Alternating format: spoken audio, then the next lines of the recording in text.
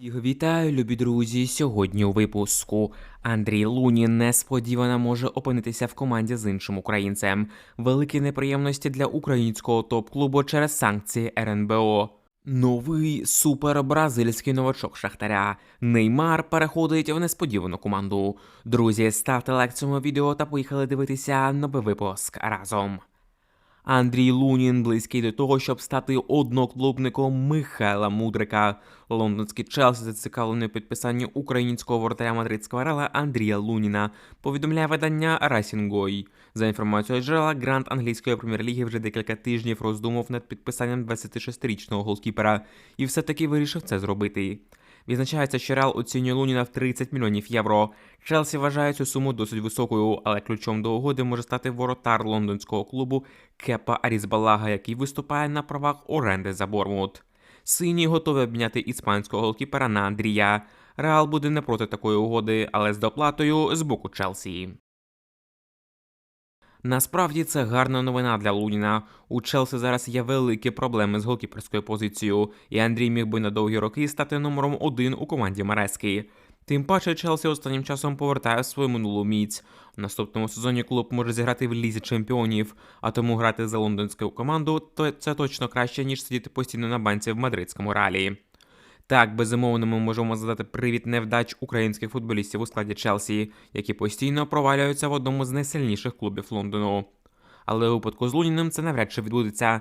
Все ж таки Челсі просто так не буде брати голкіпера за шалені гроші для того, щоб він сидів в запасі. Та й обіцянки самому Луніну в ігровій практиці 100% будуть, адже українець навряд чи захоче змінювати шило на мило. Тому ми підтримуємо цей трансфер нашого кіпера в європейський грант.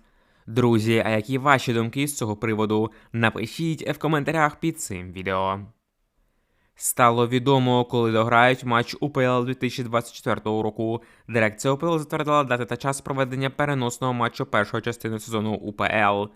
Мова йде про поєдинок п'ятого туру УПЛ між Кривбасом та Шахтарем, який було призупинено після перерви. Це відбулося через довгу повітряну тривогу в матчі, через яку продовження гри було неможливим. Матч Кривбас-Шахтар було призупинено на 51-й хвилині гри за рахунку 0-1. Єдиний гол тоді забив екс-гравець Шахтаря Тарас Степаненко, який, до речі, вже покинув команду та більше не є гравцем донецького клубу. Тепер же матч Кривбас-Шахтар буде зіграно у Кривому Розі аж 16 квітня цього року о 15:30. Чесно кажучи, взагалі не зрозуміла позиція дирекції УПЛ стосовно цього питання. Пройшло вже майже півроку, як відбувся цей матч, і в результаті він буде зіграний аж взагалі в квітні. Це повний нонсенс, який показує рівень нашого футболу. Багато гравців, які грали в тому поєдинку, взагалі покинули обидві команди. Та що там казати, якщо навіть автор голу покинув Шахтар? Як тоді по-чесному догравати цей матч? Його результат потрібно було вирішити ще восени минулого року, знайти якусь дату та дограти ці нещасні 40 хвилин. Але тоді Шахтар відмовився це робити, нібито через перезагружений календар. Але по факту, скоріш за всього, Шахтар просто побоявся втратити бали у цій дуелі, адже Кривбас восени був на гарному ходу і міг відібрати очків Шахтаря. А тепер, як буде після зимової перерви, незрозуміло, адже Кривбас втратив майже всіх якісних легіонерів. Схоже, на нас знову чекає запекла боротьба за 40 мільйонів євро, за перше місце, яке дає право грати в Лізі Чемпіонів. І наші гранди будуть вдаватися до усіх доступних для них методів. Друзі, якщо також вважаєте, що це неправильно догравати матч Шахтаря через 7 місяців після його початку, то поставте лайк цьому відео. Неприємності для українського топ-клуба. Полтавська Ворскла може отримати великі фінансові проблеми через рішення українського РНБО. Нагадаємо, Рада національної безпеки України та оборони наклала санкції на почесного президента Ворскли Костянтина Живаго. 12 лютого президент України Володимир Зеленський своїм указом постановив увести в дію рішення РНБО про запровадження санкцій проти бізнесмена Костянтина Живаго, а також колишнього власника Дніпра Ігоря Коломойського. Цим рішенням вони безстроково позбавлені права на користування та розпорядження активами, а також можливістю збільшувати статутний капітал підприємств. Тепер усі рахунки цих олігархів в Україні будуть заблоковані, що ставить під сумнів подальше існування полтавського клубу. Так, Живаго зараз ховається десь у Франції чи в іншому місці, але вочевидь розпоряджатися своїми фінансами у повній мірі він найближчим часом не зможе. А отже, Ворскла може перетворитися з одного із найстабільніших та найбагатших клубів України в команду банкрут, якщо не знайде додаткове фінансування. Ситуація з санкціями однозначно. Все, що награбували олігархи, потрібно повернути в державну казну. Але якщо ми говоримо суто про футбольний бік цього питання, то безумовна втрата Ворскли – це було б дуже болюче для українського футболу. Все ж таки Полтава – це історичний клуб з великою базою фанатів. Цей клуб можна порівняти з Металістом, Дніпром та іншими командами, які вже зникли. Але навіть якщо і трапиться найгірше, то це буде найсправедливіший розвиток подій. Не може олігархічний футбол бути постійно стабільним в найбіднішій країні Європи. Це неправильно, клуби повинні вчитися заробляти гроші самостійно, в тому числі завдяки продажу атрибутики, телевізійних прав, продажу гравців та іншому. А чекати та сподіватися на одного дядю, в якого сьогодні гроші є, а завтра немає, це точно не вихід. Друзі, якщо погоджуєтесь з тим, що олігархічний футбол в Україні – це шлях в нікуди, то поставте лайк цьому відео. Шахтар Донецьк готує супертрансфер під закриття зимового вікна в Україні. Спортивний директор Шахтаря Даріо Серна сказав, що клуб готує новий трансфер. Президент дав добро на ще один трансфер, який буде, як я вважаю, гучним, дорогим.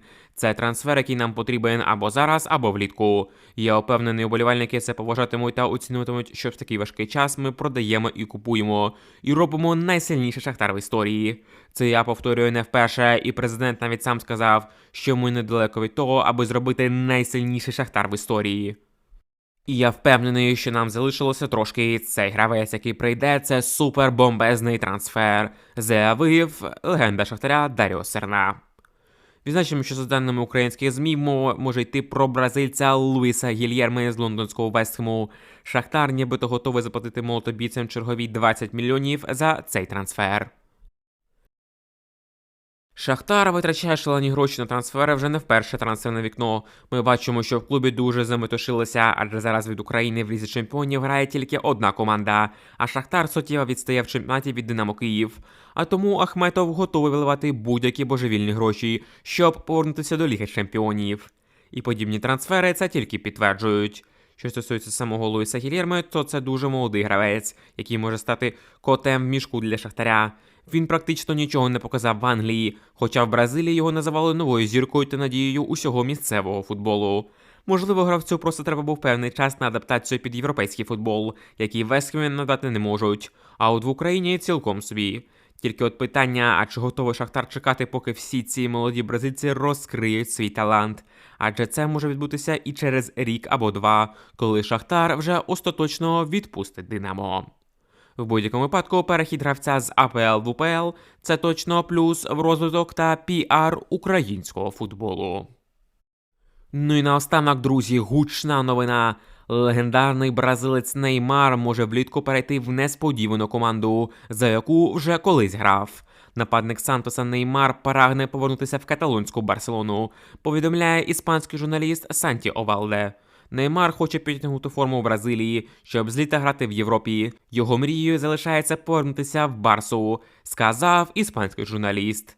Але наскільки цей гравець може підсилити Барселону, залишається незрозумілим, адже його кращі часи вже давно позаду. І зараз Неймар – це скоріше обуза для клубу, ніж реальне підсилення складу. Друзі, а як ви гадаєте, чи треба Барселоні підписувати бразильця Неймара? Напишіть власну думку в коментарях під цим відео. А також поставте свій лайк під ним та підпишіться на канал. До нових зустрічей в ефірі. Бережіть себе та Україну!